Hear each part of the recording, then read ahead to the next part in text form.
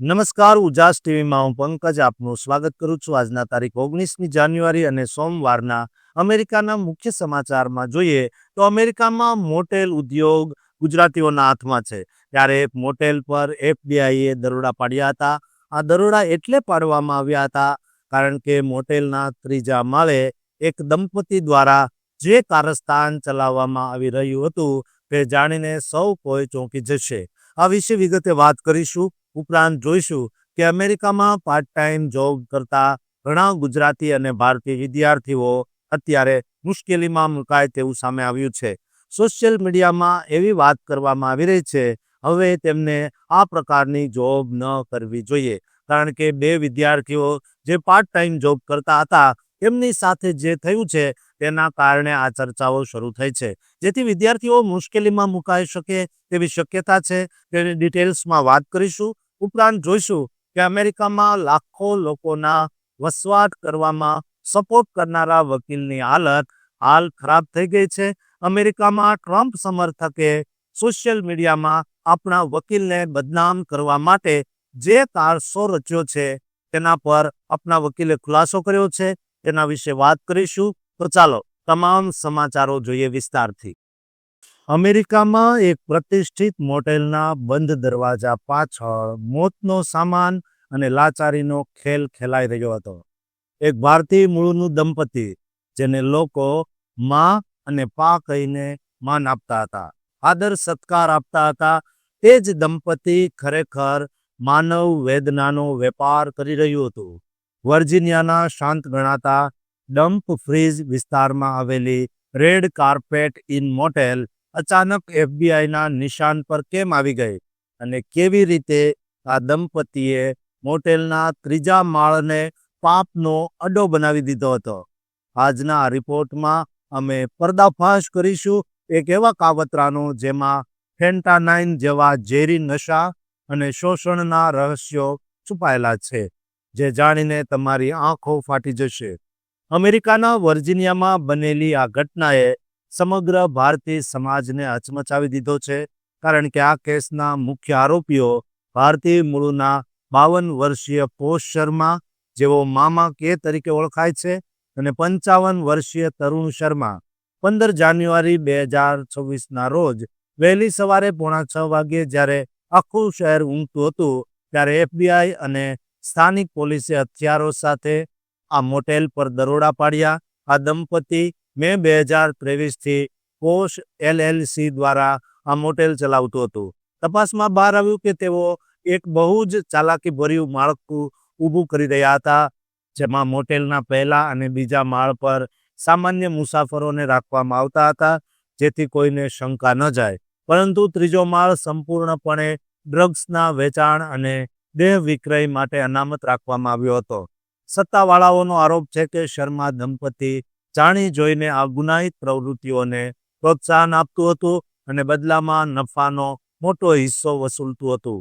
આ તપાસ વર્ષો સુધી ચાલી, જેમાં મે 2025થી ડિસેમ્બર 2025 દરમિયાન 15 જેટલી ડ્રગ્સની ખરીદી અને 9 જેટલા દેહ વિક્રયના કિસ્સાઓ ડોક્યુમેન્ટ કરવામાં આવ્યા। આ ડ્રગ્સમાં ફેન્ટાનાઇલ અને કોકેઇન જેવા ખતરનાક પદાર્થોનો સમાવેશ થાય છે। આ ઓપરેશનમાં શર્મા દંપતી સિવાય અન્ય 3 સાથીદારો માર્ગો પિયર્સ, જોશુઆ રોડ્રિક અને રશાડ સ્મિથની પણ ધરપકડ કરવામાં આવી છે।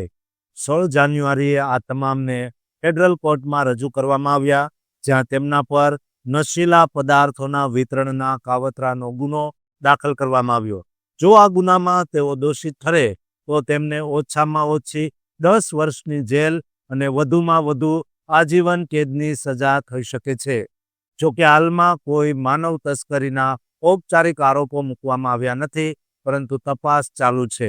આ મોટેલ પર વર્ષ 2023થી અત્યાર સુધીમાં સેંકડો પોલીસ કોલ્સ આવ્યા હતા, જે દર્શાવે છે કે સ્થાનિક લોકો પણ આ ગેરકાયદેસર પ્રવૃત્તિઓથી પરેશાન હતા।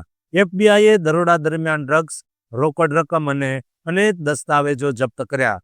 અમેરિકાના એટર્ની લિન્ડસે હોલિગને જણાવ્યું છે કે તેઓ આવા ગુનાહિત સંગઠનોને નેસ્તા નાબૂદ કરવા કટિબદ્ધ છે, જે લોકોની લાચારી અને વ્યસનમાંથી નફો કમાય છે। સોશિયલ મીડિયા પર આ સમાચાર વાયુ વેગે ફેલાઈ રહ્યા છે અને ભારતીય સમાજમાં આ અંગે ઘેરા પ્રત્યાઘાતો પડ્યા છે.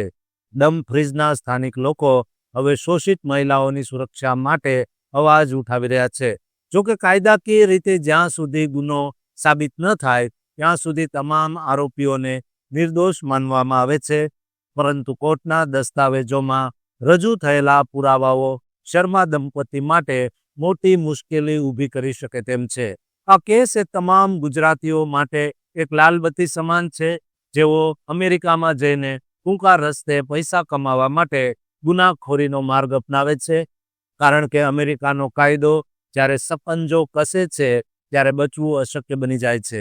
આ મામલે જે પણ નવી અપડેટ આવશે એ અમે તમારી સમક્ષ લાવતા રહીશું. તમે આ ચેનલને સબસ્ક્રાઇબ કરવાનું ભૂલતા નહીં.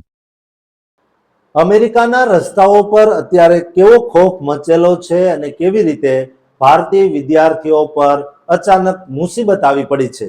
એક એવી રહસ્યમય ઘટના જે સોશિયલ મીડિયા પર વાયરલ થઈ રહી છે. પણ શું તે ખરેખર સાચી છે? મિનેસોટાના શાંત ગણાતા વિસ્તારોમાં અચાનક હજારો ફેડરલ એજન્ટ્સ કેમ ઉતારી દેવામાં આવ્યા? અને શું તમારી એક નાની ભૂલ તમને દેશ નિકાલ તરફ ધકેલી શકે છે? આજના આ ખાસ રિપોર્ટમાં અમે એક એવા સસ્પેન્સ પરથી પડદો ઉઠાવીશું જે જાણીને તમારા રૂવાડા ઊભા થઈ જશે.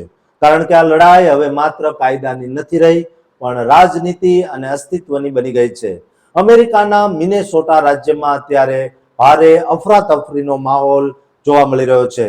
તાજેતરમાં સોશિયલ મીડિયા પ્લેટફોર્મ એક્સ પર એક પોસ્ટ ખૂબ જ વાયરલ થઈ રહી છે, જેમાં એવો દાવો કરવામાં આવ્યો છે કે 15 અથવા 16 જાન્યુઆરી 2026ના રોજ સેન્ટ લુઈસ પાર્કમાં આવેલી એક ભારતીય રેસ્ટોરન્ટમાં આઈસ એજન્ટોએ દરોડા પાડીને 2 ભારતીય વિદ્યાર્થીઓની અટકાયત કરી છે. આ વાયરલ પોસ્ટમાં એવા ફોટા છે જેમાં એજન્ટો એ 2 યુવકોને હથકડી પહેરાવીને લઈ જઈ રહ્યા છે.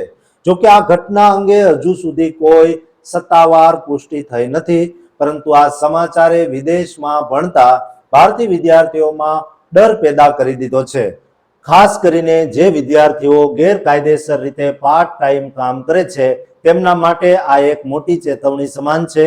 ઘણા એનઆરઆઈ ગ્રુપ્સ અને સોશિયલ મીડિયા પર એડવાઇઝરી જાહેર કરવામાં આવી છે કે વિદ્યાર્થીઓએ પાર્ટ ટાઈમ નોકરીથી બચવું જોઈએ. આ તરફ મિનેસોટાના વિલમારમાં 14 થી 16 જાન્યુઆરી દરમિયાન એક ચોંકાવનારી ઘટના બની, જ્યાં એક મેક્સિકન રેસ્ટોરન્ટમાં 4 આઈસ એજન્ટો પહેલા ગ્રાહક બનીને જમવા આવ્યા અને ત્યારબાદ તેમણે ત્યાંના 3 કામદારોની ધરપકડ કરી. આ પ્રકારની આક્રમક પદ્ધતિઓને કારણે સ્થાનિક સમાજમાં ભારે ફાળ પડી છે અને અનેક વેપારીઓએ પોતાના ધંધા રોજગાર બંધ કરી દીધા છે. આ બધું જ ટ્રમ્પ પ્રશાસન દ્વારા ચલાવવામાં આવી રહેલા ઓપરેશન મેટ્રો સર્જનો એક ભાગ છે. આ ઓપરેશન હેઠળ મિનેસોટામાં 2000 થી વધુ ફેડરલ એજન્ટો તૈનાત કરવામાં આવ્યા છે, જેઓ શાળાઓ અને હોસ્પિટલ્સ જેવી સંવેદનશીલ જગ્યાઓ પર પણ તપાસ કરી રહ્યા છે. રિપોર્ટ મુજબ ઘણા કિસ્સાઓમાં વોરંટ વગર જ ધરપકડ કરવામાં આવી રહી છે, જેને કારણે મિનેસોટાના એટર્ની જનરલે આ કાર્યવાહીને ગેરબંધારણીય ગણાવીને કોર્ટમાં પડકારી છે.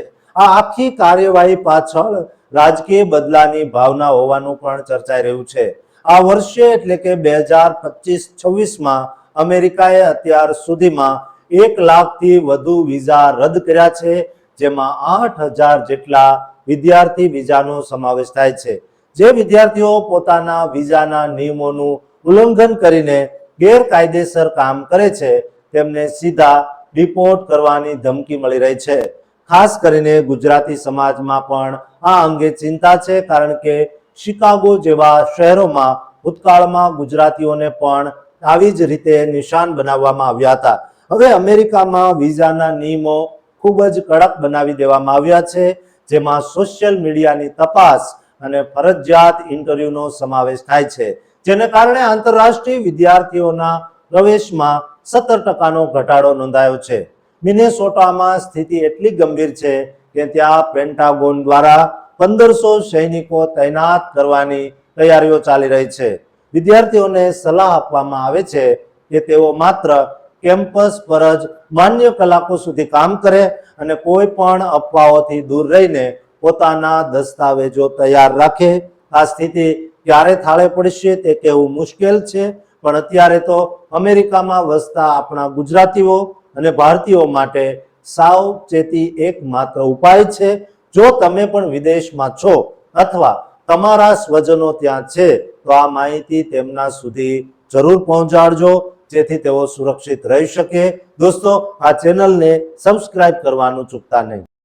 શું તમે ક્યારેય વિચાર્યું છે કે સોશિયલ મીડિયા પર વાયરલ થતો એક વિડીયો કોઈની 15 વર્ષની મહેનત અને પ્રતિષ્ઠાને પળવારમાં રાખ કરી શકે? ટેક્સાસના ડલાસમાં રહેતા એક ભારતીય મૂળના વકીલ પર એવો સનસનીખેજ આરોપ લાગ્યો કે આખું અમેરિકા હચમચી ગયું. પણ શું આ 7 લાખ વિઝાનો આંકડો કોઈ બહુ મોટું કૌભાંડ છે કે પછી કોઈ ગૂંચવાયેલું કોંકડું? માર્જોરી ટેલર ગ્રીન જેવી શક્તિશાળી નેતાઓએ જ્યારે આ આગમાં ઘી ઓમ્યું ત્યારે શું સત્ય ખરેખર દબાઈ ગયું? આજના આ ખાસ રિપોર્ટમાં અમે એક એવા સસ્પેન્સ પરથી પડદો ઉઠાવીશું જે સોશિયલ મીડિયાની માયાજાળ અને વિઝા કૌભાંડના ખોટા દાવાઓ પાછળ છુપાયેલું છે, જે જાણીને તમે પણ ચોંકી જશો.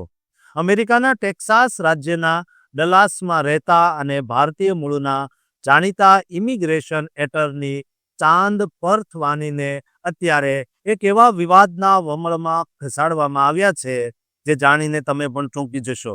જાન્યુઆરી 2026ની શરૂઆતમાં કેલી કેમ્પબેલ નામની એક સોશિયલ મીડિયા ઇન્ફ્લુએન્સર દ્વારા ઇન્સ્ટાગ્રામ પર એક વિડીયો પોસ્ટ કરવામાં આવ્યો, જેમાં એવો દાવો કરાયો કે ચાંદ પર્વથાનેનીને 2024 સુધીમાં 4 લાખ અને 2025માં માત્ર ટેક્સાસમાં જ 7 લાખ H-1B વિઝા મંજૂર કર્યા. આ વિડીયોમાં એવો પણ આક્ષેપ હતો કે નકલી કંપનીઓ અને રહેણાંક સરનામાઓનો ઉપયોગ કરીને મોટું વિઝા કૌભાંડ આચરવામાં આવ્યું. આ વાત ત્યારે વધુ વણસી જ્યારે અમેરિકાના ભૂતપૂર્વ સાંસદ માર્જોરી ટેલર ગ્રીને આ વિડીયોને સોશિયલ મીડિયા પ્લેટફોર્મ એક્સ પર શેર કર્યો અને તેને એક ગંભીર કૌભાંડ ગણાવીને H-1B પ્રોગ્રામ જ સંપૂર્ણપણે બંધ કરવાની માંગ કરી. જોકે આ આખી ઘટના પાછળનું સત્ય કંઈક અલગ જ છે.